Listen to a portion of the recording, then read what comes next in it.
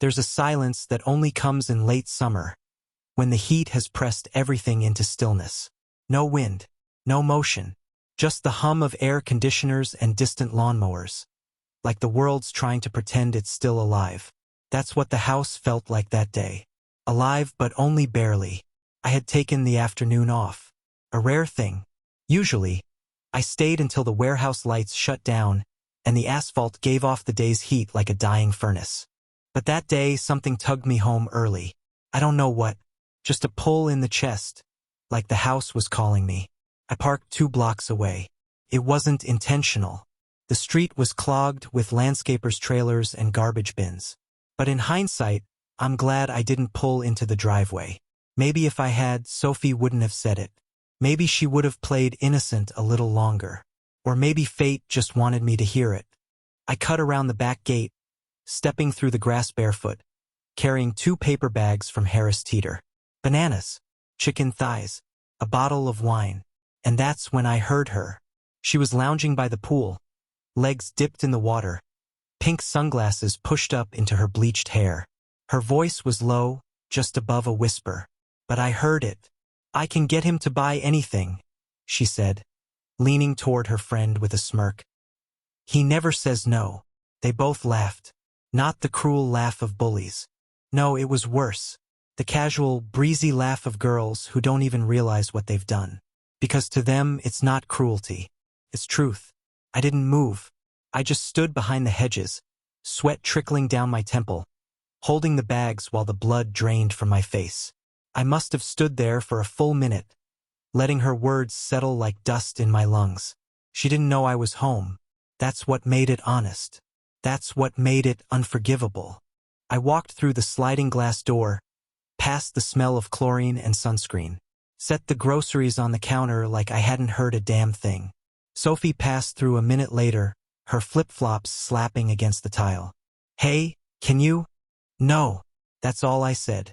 She blinked, tilted her head like she hadn't heard me right. "What?" I looked up, met her eyes. "No." And then I walked away. She stood there for a second, stunned, like someone had just spoken a language she didn't understand. And maybe I had.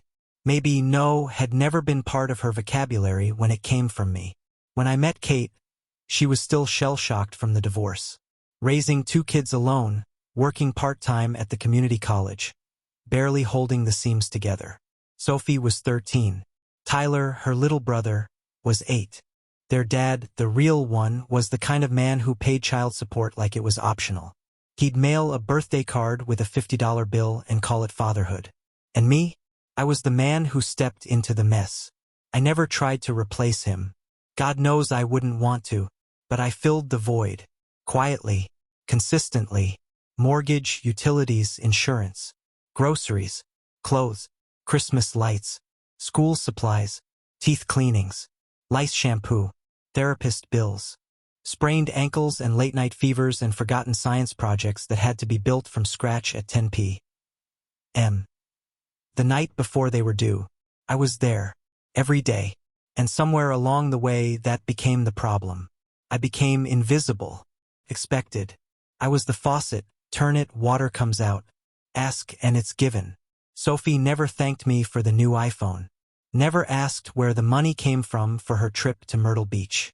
Never thought twice about walking through the house, blasting music I paid for, on a phone I paid for, while texting friends I'd never met about how strict I was because I once said no to DoorDash. And for years I let it happen. I told myself, she's a teenager. She's not supposed to understand. I told myself, she'll grow out of it. But that whisper, that single sentence, it snapped something in me. I can get him to buy anything. The words echoed in my skull for days. I heard them while shaving, while tying my boots for work, while standing in line at the gas station. I started to remember things I'd buried. Little smirks, eye rolls, inside jokes between her and Kate that I wasn't part of. You start to connect the dots. And you realize they were never drawing a family. They were drawing a convenience.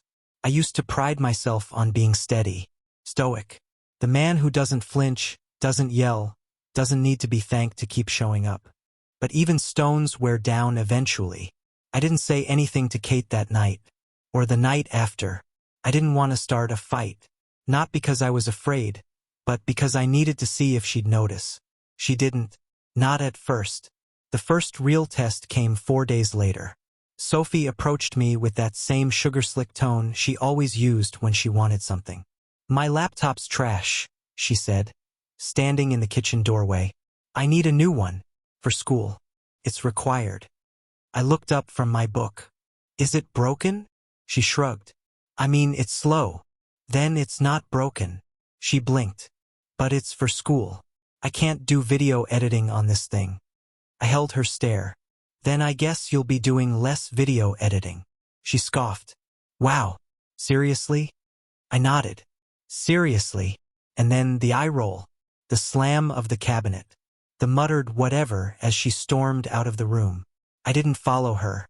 I didn't explain myself.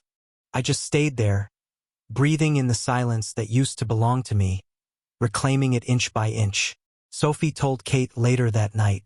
I could hear the voices rising behind the bedroom door. "He's being petty." "No, he's not. He's setting boundaries." "Well, it's messed up. He always helps." "Maybe he's tired of being expected to." I stood in the hallway unseen, listening.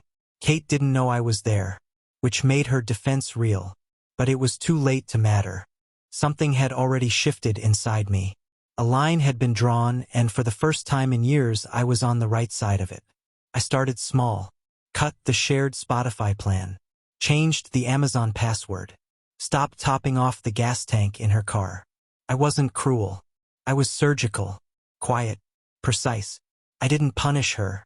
I just stopped sponsoring her entitlement. At dinner, she'd ask for things indirectly. "Mom, can we go shopping this weekend?" And I'd pretend not to hear. Or I'd get up from the table before dessert. Not in anger. Just done. She noticed. But she didn't understand. Not yet. And the thing that broke me the most, the thing that twisted the knife already wedged between my ribs, was Kate's silence. She didn't stop me, but she didn't stand beside me either. She just let it happen. As if she knew. As if she had always known this would come eventually. The final straw wasn't a scream. It wasn't a slammed door or a shattered plate. It was a sentence. "I need a new MacBook. School requires it." Came just like that. Entitled. Flat. Served like a demand wrapped in a technicality. I was standing at the sink. The faucet dripping. My knuckles red from scrubbing a cast iron skillet. Sophie stood at the kitchen island, chewing a strand of her hair, eyes on her phone like I was a vending machine that sometimes talked back. The old me would have checked prices, asked about specs, maybe even surprised her with something better than what she asked for. This time, I didn't even turn around. "No," I said. A pause. A silence thick enough to stop breath. "What?" She blinked. "I said no," I repeated, rinsing the pan. She blinked, then scoffed, like she was checking if I was joking. "But it's for school." "I'm aware." She stared, unsure what to do next. Her power, unspoken, unchallenged, was cracking in real time. You could see the panic underneath the sarcasm. "Okay, seriously?" she said, voice sharpening. "This is like the bare minimum. I need it." I turned off the water, dried my hands, finally looked her in the eye. "You said I'd buy anything," I said quietly. "You were wrong." The color drained from her face. She knew. She knew I had heard. She didn't speak. Not for several seconds. Then she scoffed again, louder this time, like noise could undo shame. "Wow, so now you're eavesdropping? That's mature." I didn't reply. Her hands flew up in exasperation. "You're seriously gonna hold that over me?" I was joking. "No, Sophie," I said. "You weren't." She stomped off, the same way she had 100 times before, expecting me to follow. But this time I didn't move. I stood at the sink and stared at the water collecting at the drain, letting it settle, letting it stain. The next day she tried again. Different request, different tone. "Me and Maya are going to Savannah this weekend. Her dad's covering the Airbnb, but I'll need gas money and food. Like maybe $150? I looked up from my coffee. No. She blinked, already tired of this new game. Oh my God. Again? Yes. You're seriously still mad? No. Then what's your problem? My problem, I said slowly, is that I've taught you to expect everything and value nothing. That ends now. She stared. A beat passed. 2. Then she turned on her heel and walked away. Her bedroom door slammed 30 seconds later. I didn't flinch. That night, I opened the Chase app and reviewed the cards. One of them had small charges, $3, $99, $12, $46, $6, $25, spaced out across coffee shops and takeout. The same card that was for emergencies only. I remembered the day I handed it to her. Her hand was trembling with gratitude. I won't use it unless I have to, she'd said. I shut it down. Quietly. No warning. A day later, she tried to order Starbucks and the app declined. I heard the frustrated groan from her room. Heard the stomping. Then the shrill voice. My card's not working. Kate walked past me with a sigh. Her eyes met mine for a moment. She didn't say anything. Didn't ask questions. Didn't defend Sophie. That silence, that complicity, cut deeper than any word. I didn't ask for an ally. But God, I noticed when I didn't have one. The real shift came a week later. I was in the garage, fixing the weed trimmer. Grease on my hands, the radio murmuring some classic rock song I didn't recognize. That's when I heard them. Sophie and Kate, talking in the living room. It's so tense around here, Sophie said. He acts like a walking ATM with opinions. I waited for the punchline, for Kate to laugh, for her to deflect, to say anything. Instead, there was silence. Then, maybe it's time you realize kindness isn't weakness. The quiet after that sentence was heavier than the one before it. It landed like truth, like consequence. I set down the wrench, wiped my hands, walked back inside. Neither of them looked at me, and I stopped trying to be seen. From that day on, I lived like a tenant in the house I paid for. I cooked for myself, cleaned my dishes, stopped grocery shopping for the family. No more joint dinners. No more late night, can you grab me something from the store? Requests. The streaming services, canceled or locked. Wi-Fi, password changed. Tyler noticed first. Hey, the internet's down, he said from the hallway, clutching his switch. No, I replied. It's not. He blinked. Well, I can't connect. That's different, I said. Then I shut the door. By the third week, things were unraveling. Sophie's school account expired. Her email locked out. She missed a submission because the platform wouldn't load. Her phone bill lapsed. I saw the red banner notification the morning she sat slouched on the couch, trying to reconnect. Her car, the used Honda Civic I had maintained for 2 years, sat idle in the driveway with a flat tire. I didn't fix it. I didn't offer.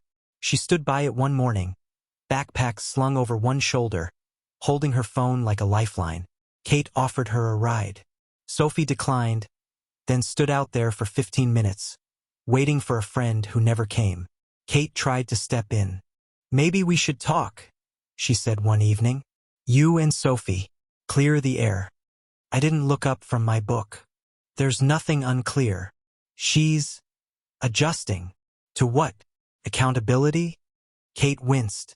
She's just a kid. She's 17, I said. Old enough to understand what she said. Old enough to live with it. She didn't mean it. She meant it. I interrupted. The difference is now she has to deal with what that means. Kate looked away, and that was the moment I knew. She agreed with me. She just didn't want to say it out loud. And somewhere in that messy silence between us, a marriage cracked at the edge of parenting. I found something I didn't expect. Peace. Not happiness. Not love. But peace. Because I had stopped begging to be seen. Stopped auditioning for a role that would never be mine. 2 weeks after I said no, the world began saying no to her. Small at first, tiny denials that barely registered. A streaming service didn't renew. Spotify froze mid-song. Her school email bounced. She figured it was a glitch. blamed the apps, blamed the school. But when her phone lost service altogether, no calls, no texts, no data, the panic set in. That morning I was making coffee. Black, no cream, no sugar. The way I took it when I was tired of sweetness. She burst into the kitchen, face flushed, holding her phone out like it was evidence in a trial. "My service is off," she snapped. "Did you forget to pay it?" I didn't look up. "No," she blinked. "So?" "I didn't forget," I said, pouring my coffee. "I just stopped." "What? You can't," she stuttered. "That's not fair. I use it for school, for safety." I finally looked at her. Her eyes were wide. Not with anger, not yet, but confusion.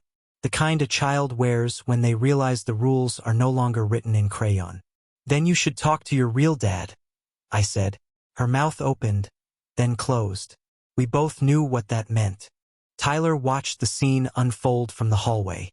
He didn't say a word, just disappeared back into his room like a ghost afraid of being noticed. The next blow came 2 days later. Sophie's car sat parked, one tire flat, the check engine light blinking like a warning shot. She'd left the dome light on overnight, killed the battery. In the past, I'd have fixed it before she even noticed. Jumped it, filled the tire, topped off the oil just to be safe. This time I walked past it. She knocked on my door.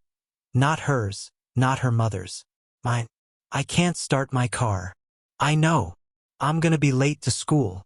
"Then you should leave earlier." Her lips curled.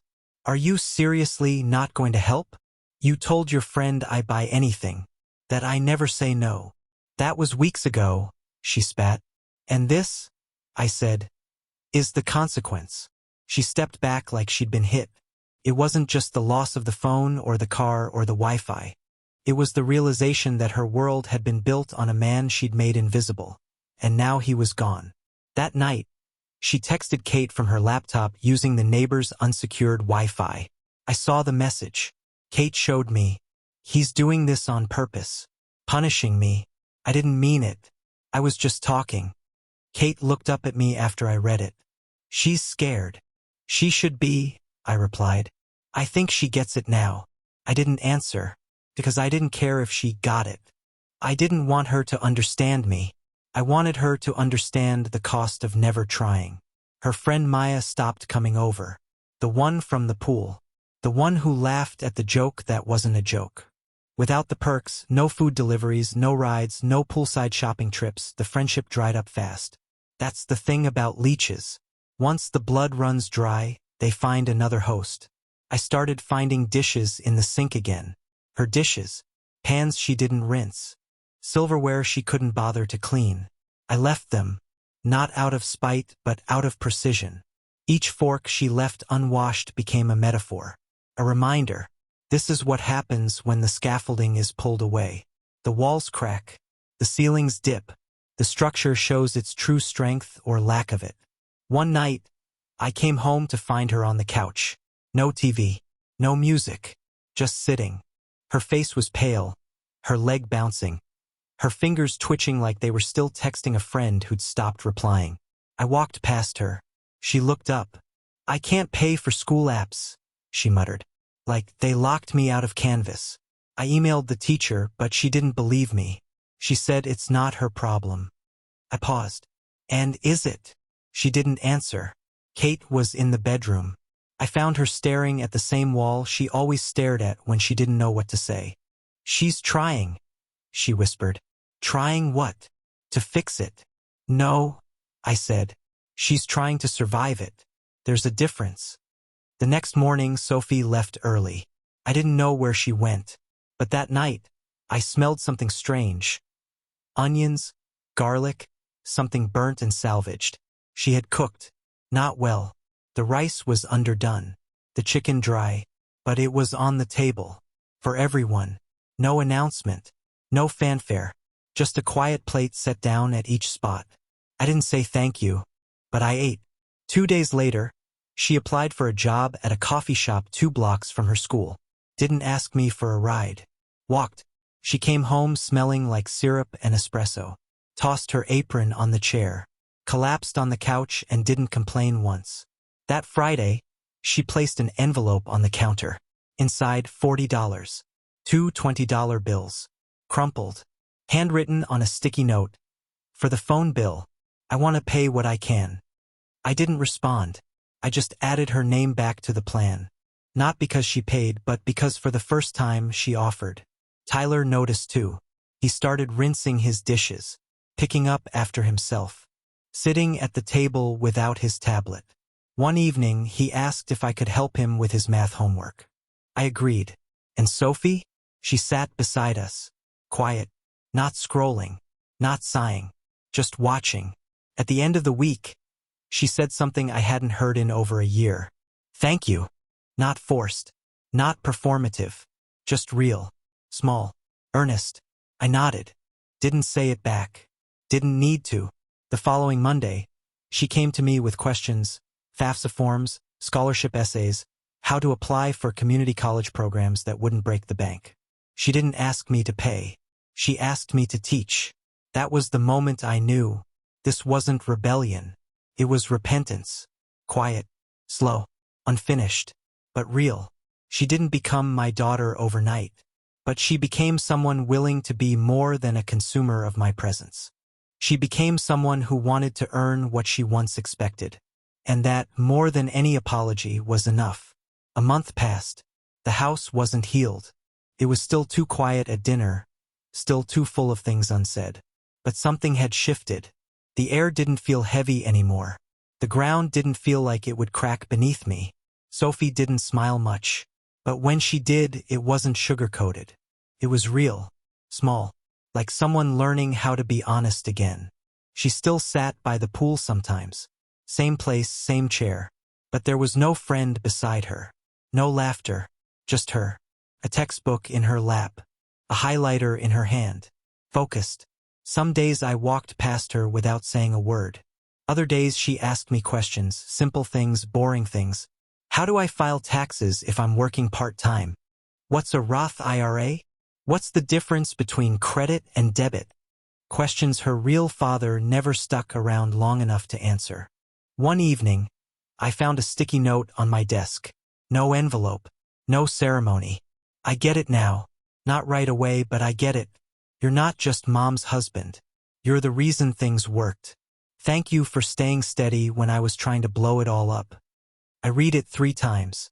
Then I folded it and slid it into my wallet. Didn't tell her I saw it. Didn't have to. Some truths speak louder when left alone. Tyler started doing his own laundry.